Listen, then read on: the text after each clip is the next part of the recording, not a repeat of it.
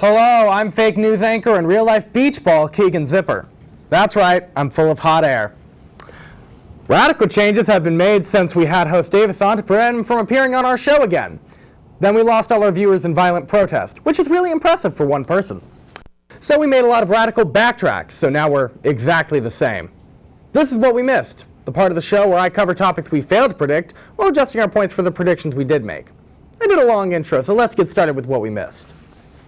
Well, folks, it looks like something bad happened to a white guy, so Nancy Pelosi is finally beginning the impeachment process on President Trump. If you're not caught up, Trump hit up the Ukraine and tried to get some dirt on Joe Biden's son, the one that isn't dead.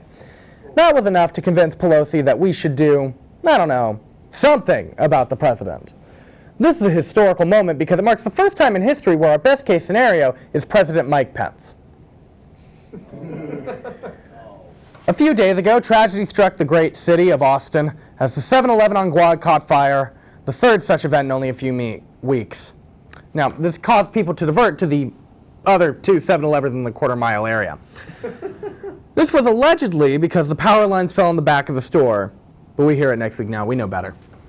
We see the cover up here. We read the writing on the bathroom stalls. We know the power lines cannot melt Slurpee machines. We know 7-Eleven was an inside job. Fox News anchor and heavy conservative Laura Ingraham has been taking a lot of shots from her brother Curtis, who says that she is no longer family in his response to her often racist and insensitive remarks. Since that disownment, Laura has announced that she will be having sex with her now ex-brother. Another woman just taking exactly what she wants, just like Miss Monopoly, but, you know, more incest. Maybe the same amount of incest, who's to say?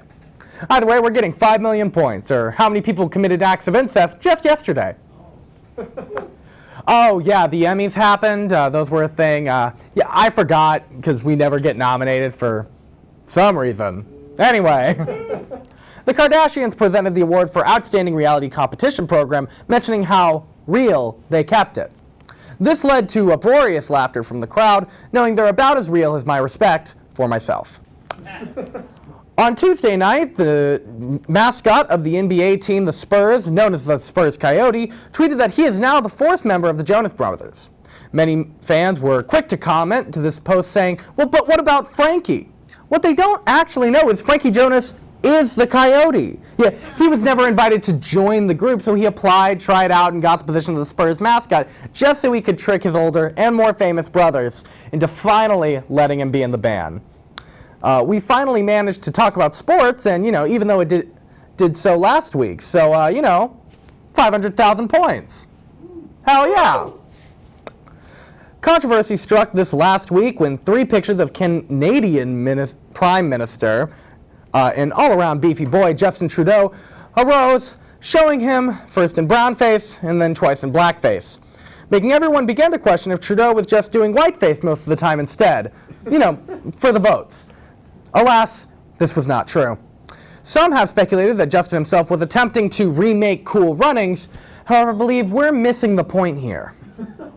If even Trudeau had a history of blackface, well, who's next? Obama?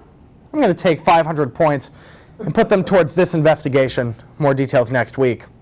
Well, that puts us at 15 million, not again. That puts us at 15,499,500 points.